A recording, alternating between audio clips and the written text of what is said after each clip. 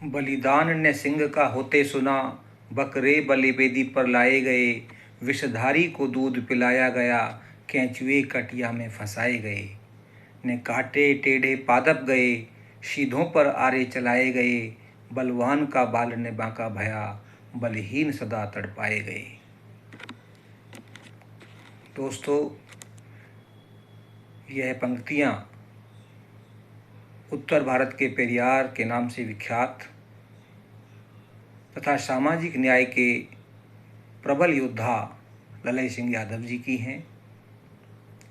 ललय सिंह यादव जो समतामूलक समाज और सामाजिक न्याय की एक बहुत बड़ी आवाज़ थे। उनका मानना था कि सामाजिक अपमान गरीबी से अधिक खटकता है। गरीबी से बड़ी चीज़ सामाजिक अपमान है। अधिकार मांगे नहीं, छीने जाते हैं। ये उनकी जो सोच है, ये उनकी जो वैचारिकी है, ये क्रांतिकारी वैचारिकी थी जो सामाजिक परिवर्तन का जिसे वो आधार बनाना चाहते थे। तो आज हम उत्तर भारत के पेरियार तथा सामाजिक न्याय के योद्धा ललय सिंह यादव जी की सोच, उनकी वैचारिकी और उनके दर्शन तथा उनके द्वारा किए गए महत्वपूर्ण कार्यों के बारे में चर्चा करेंगे। नमस्कार, मैं डॉक्टर कुलदीप सिंह बोल रहा हूँ और इस चर्चा को आगे बढ़ाने के लिए आपके सामने प्रस्तुत करता हूँ ललय सिंह यादव की जीवनी और उनके महत्वपूर्ण विचारों को, उनके दर्शन को और उनके योगदान को। जैसा कि आप जानते हैं कि भारत में समय समय पर सामाजिक न्याय की प्रखर आवाज़ उठाने के लिए अनेकों वीर योद्धा हुए हैं। ये जो परंपरा है, बहुत लंबी परंपरा है। उस परंपरा में ही ललय सिंह यादव एक कार्यकर्ता थे, एक बहुत बड़े विचारक थे, जिन्होंने समता, सामाजिक न्याय और मानवतावाद को अपने जीवन का अंग बनाया, उसे अपने जीवन का उद्देश्य बनाया। तो अभी आपने ललय सिंह यादव जी की महत्वपूर्ण जो पंक्तियां हैं, जो लाइनें हैं, वो सुनी। ये क्रांतिकारी पंक्तियां समतामूलक समाज के समर्थक तथा सामाजिक न्याय के प्रमुख और मजबूत आवाज़ उत्तर भारत के पेरियार के नाम से जाने जाने वाले ललय सिंह यादव जी की थीं। ललय सिंह यादव जी एक सामाजिक कार्यकर्ता थे। उन्होंने सामाजिक न्याय के लिए संघर्ष किया। उक्त पंक्तियां मैंने अभी बोली हैं, उक्त पंक्तियों के माध्यम से उन्होंने शोषितों एवं वंचितों पर होने वाले दर्द को उजागर किया है। उनकी पंक्तियां मैं फिर से यहाँ पुनः दोहराता हूँ। वो कहते हैं कि बलिदान ने सिंह का होते सुना, बकरे बलि वेदी पर लाए गए। विषधारी को दूध पिलाया गया, केंचुए कटिया में फंसाए गए। कहने का मतलब है कि यहाँ पर जो कमज़ोर है, जो गरीब है, उसके ऊपर जुल्म हुए हैं, उन्हें सताया गया है, परेशान किया गया है और ताकतवर लोग अपनी उस ताकत के बदौलत हावी रहे हैं समाज के ऊपर। उनकी दो लाइनें और हैं कि ने काटे टेढ़े पादप गए, सीधों पर आरे चलाए गए। बलवान का बाल ने बांका भया, बलहीन सदा तड़पाए गए। तो इन लाइनों में उन्होंने अपने जीवन का जो सार है, अपनी जो सोच का जो सार है, अपनी वैचारिकी का जो सार है, जो उन्होंने अनुभव किया, जो देखा, जो महसूस किया, जो पढ़ा, उसके आधार पर उन्होंने इन पंक्तियों की रचना की। उन्होंने ये समझाने की भरपूर कोशिश की है कि भारतीय समाज में ताकतवर एवं दबंग लोग कमज़ोर और निर्धन लोगों पर हमेशा हावी रहे हैं और उन्होंने उनका बर्बरता के साथ शोषण किया है। ललई सिंह यादव ने सामाजिक न्याय के अपने लक्ष्य को प्राप्त करने के लिए अनेकों पुस्तकों की रचना की जो अत्यंत विवादित रहीं। उन्होंने दलितों व पिछड़ों में अन्याय के विरुद्ध लड़ने के लिए उन्हें प्रेरणा दी। उनकी वैचारिकी ईवी रामासामी नायकर से प्रभावित थी, इसलिए उन्हें उत्तर भारत का पेरियार कहा जाता है। रामासामी, ईवी रामासामी नायकर उर्फ पेरियार दक्षिण भारत के बहुत बड़े वैचारिक रहे हैं। वे सामाजिक न्याय और समता मूलक समाज के प्रमुख पैरोकारों में से एक रहे हैं। वो बाबा साहब के भी समकालीन रहे हैं और उन्होंने अंधविश्वास पाखंड की कड़ी आलोचना की और एक वैज्ञानिक सोच को उन्होंने आगे बढ़ाया था। जातिवाद की उन्होंने घोर निंदा की और जातिवाद के खिलाफ एक मजबूत सेनानी की तरह, एक सेनापति की तरह वो दक्षिण भारत में टिके रहे। इसलिए उन्हें दक्षिण एशिया का सुकरात भी कहा जाता है। जहाँ तक ललई सिंह यादव जी के परिचय का प्रश्न है, तो ललई सिंह यादव का जन्म 1 सितंबर 1911 को उत्तर प्रदेश के कानपुर देहात जिले के कठारा गांव में एक सामान्य किसान परिवार में हुआ था। उनके पिता चौधरी गुज्जू सिंह यादव एक कर्मठ आर्य समाजी थे। ये उस जमाने की बात है जब भारत में आर्य समाज का काफ़ी प्रभाव था। तो जितने भी लोग अंधविश्वास और पाखंड से जिनका मोह भंग हो चुका था, वो आर्य समाज की तरफ प्रवृत्त थे, आर्य समाज से ज़्यादा प्रभावित थे, क्योंकि आर्य समाज ने भी अंधविश्वास और पाखंड और जो सामाजिक संरचना थी उसका विरोध किया था।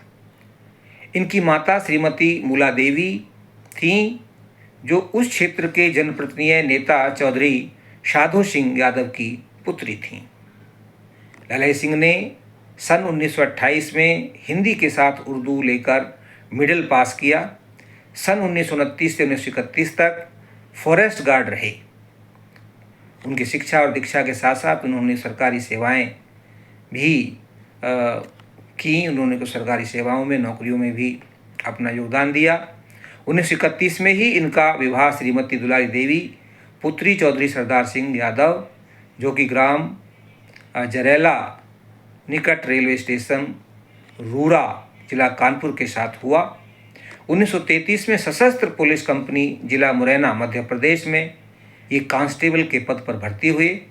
नौकरी से समय बचाकर विभिन्न शिक्षाएं प्राप्त की। नौकरी में करते करते ही ये कुछ पढ़ाई के लिए भी समय निकालते थे और पढ़ते थे, और पढ़ने के बाद इन्होंने कुछ शिक्षा को आगे बढ़ाया। सन 1940 में नॉन गजेटेड मुलाजिमीन पुलिस एंड आर्मी संघ ग्वालियर में इन्होंने बनाया और फिर वे उसके अध्यक्ष भी चुने गए। तो एक संगठनकर्ता भी थे। ये एक सामाजिक चिंतक होने के साथ साथ ये एक सामाजिक कार्यकर्ता थे और सामाजिक संगठनकर्ता भी थे, यानी लोगों को जोड़ते भी थे। उनके लिए संगठन बनाया और संगठन का नाम था नॉन गजेटेड मुलाजिमीन पुलिस एंड आर्मी संघ ग्वालियर। आइए अब बात करते हैं इनकी कुछ महत्वपूर्ण किताबों की, क्योंकि ये लिखने पढ़ने वाले आदमी थे तो किताबें भी लिखते थे, किताबों की अहमियत को समझते थे। उनका मानना था कि विचार हमारे किताबों के माध्यम से लोगों तक पहुंचते हैं। तो ललई सिंह यादव की सोच, उनकी वैचारिकी तथा साहित्यिक रचनाओं के केंद्र में समता मूलक समाज, सामाजिक न्याय तथा मानवतावाद थे। उनकी प्रमुख रचनाओं में मुख्य रूप से शामिल थीं सिपाही की तबाही, शंबूक वध, एकलव्य, अंगुलीमाल, सच्ची रामायण की चाबी इत्यादि। ललई सिंह ने सोल्जर ऑफ द वॉर की तर्ज पर हिंदी में सिपाही की तबाही लिखी थी, जिसने कर्मचारियों को क्रांति के पथ पर विशेष रूप से अग्रसर किया था।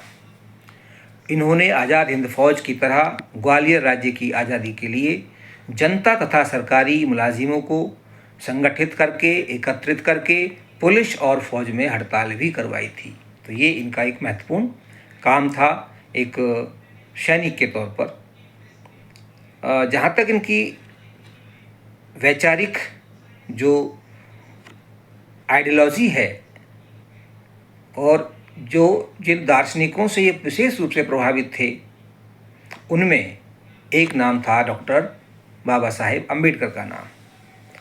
ये डॉक्टर अम्बेडकर से विशेष रूप से प्रभावित थे। ललय सिंह बाबा साहब डॉक्टर अम्बेडकर से विशेष रूप से प्रभावित थे और उनके साथ ही जाति के खिलाफ जो लड़ाई चल रही थी, उस लड़ाई में ये शामिल थे। और साथ ही साथ जब डॉक्टर अम्बेडकर ने बौद्ध धर्म की दीक्षा ली, तो उस बौद्ध धर्म की दीक्षा लेने के लिए भी ये तैयार थे, लेकिन इनका स्वास्थ्य ठीक नहीं था और ये ऐसा नहीं कर पाए।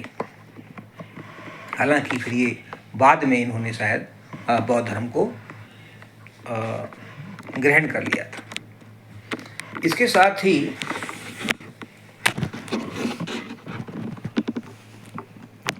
अगर हम बात करें कि एक सामाजिक कार्यकर्ता के नाते, एक समतामूलक समाज के सिपाही के नाते, इन्होंने जाति और जाति व्यवस्था का घोर विरोध किया। और ये विरोध सिर्फ बातों से नहीं किया, उन्होंने इस विरोध को करके भी दिखाया, अपने जीवन में भी उतारा। कैसे? ललय सिंह यादव ने जाति और जाति व्यवस्था का घोर विरोध करते हुए उन्होंने अपने नाम के साथ लगे यादव सरनेम को भी छोड़ दिया था। ये अपने बड़ी बात है कि पहले आदमी जब दूसरों के लिए उपदेश तब दे, पहले उस पर खुद अमल करे। तो उन्होंने अपने नाम के साथ यादव सरनेम को लगाना छोड़ दिया था और सिर्फ ललय सिंह के नाम से वो जाना चाहते थे। उन्होंने अंधविश्वास और मनुवाद का पुरजोर विरोध किया। बाद में क्योंकि जब वो डॉक्टर अम्बेडकर के साथ बौद्ध धर्म ग्रहण नहीं कर पाए, तो उन्होंने अपना वो विचार त्यागा नहीं, बाद में इन्होंने बौद्ध धर्म भी ग्रहण कर लिया था। निष्कर्ष रूप में अगर हम कहें तो ललय सिंह यादव का जीवन संघर्ष आज की तथा आने वाली पीढ़ियों के लिए मार्गदर्शन का काम करता है और उन्हें सिर उठाकर गर्व के साथ, सम्मान के साथ जीवन जीने की प्रेरणा देता है। उनके विचारों को जानकर तथा अपने जीवन में ढालकर उन्हें अग्रेसित करने से हम उन्हें सच्चे अर्थों में सम्मान एवं आदरांजलि भेंट कर सकते हैं। तो ललय सिंह यादव के इस जीवन वृत्तांत और उनकी जो वैचारिकी और उनका जो योगदान है, उसको समाप्त करने से पहले, उस पर चर्चा को समाप्त करने से पहले हम पुनः ललय सिंह यादव की उन्हीं क्रांतिकारी लाइनों को फिर से दोहराना चाहेंगे और फिर उसके साथ इस वीडियो को ख़त्म करना चाहेंगे। ललय सिंह यादव की जो क्रांतिकारी पंक्तियां हैं, वो अपने आप में इतिहास में दर्ज हैं, अमर हैं। और वो पंक्तियां करोड़ों करोड़ों शोषितों, वंचितों, पीड़ितों में ऊर्जा भरने का काम करती हैं, उन्हें प्रेरित करने का काम करती हैं। तो आइए उन पंक्तियों को फिर से दोहराते हैं। बलिदान ने सिंह का होते सुना, बकरे बलि बेदी पर लाए गए, विषधारी को दूध पिलाया गया, केंचुए कटिया में फंसाए गए। केंचुआ होता है, जब हम मछली पकड़ने जाते हैं लोग, तो उसमें केंचुए को, जो मछली पकड़ने का जो कांटा होता है, उसमें उसको शिकार के तौर पर लगा देते हैं, क्योंकि वो बेचारा निरीह है, वो किसी को दंश नहीं मार सकता, डस नहीं सकता। दूसरी ओर विषधारी जो नाग है, सांप है, उसको लोग दूध पिलाते हैं, क्योंकि पता है कि वो फुंकार भी मारेगा तो उसका जहर असर करेगा। इसलिए ताकतवर की पूजा होती है और गरीब, कमज़ोर, निरीह को शिकार के तौर पे इस्तेमाल किया जाता है। ये है इन पंक्तियों का मतलब। ने काटे टेढ़े पादप गए, सीधों पर आरे चलाए गए। यानी कि जो सीधे वृक्ष होते हैं, पहले उन्हें ही काटा जाता है, और जो टेढ़े वृक्ष हैं उनसे बच जाते हैं लोग। मतलब जो शरीफ हैं, जो सीधे लोग हैं, उन्हें पहले शिकार बनाया जाता है, और जो दुष्ट लोग हैं उनसे लोग दूर रहते हैं। बलवान का बाल न बांका भया, बलहीन सदा तड़पाए गए। और ये यहाँ अपना क्रक्स कर देते हैं अपनी इस कविता का। कहते हैं कि हमेशा बलहीन ही तड़पाए गए हैं, कमज़ोरों लोगों को तड़पाया गया है, और जो बलवान है उनका कभी बाल भी बांका नहीं हुआ।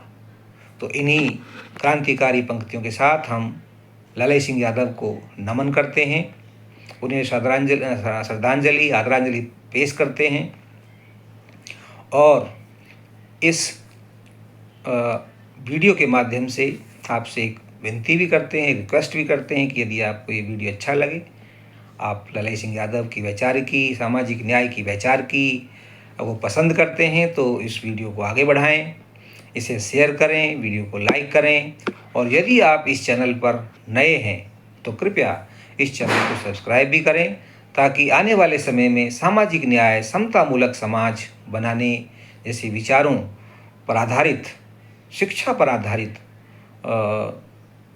आने वाले वीडियो आपको मिलते रहें, उनके नोटिफिकेशंस आपको मिलते रहें। तो आपको सभी को नमस्कार, जय भीम, जय ललय सिंह यादव, धन्यवाद।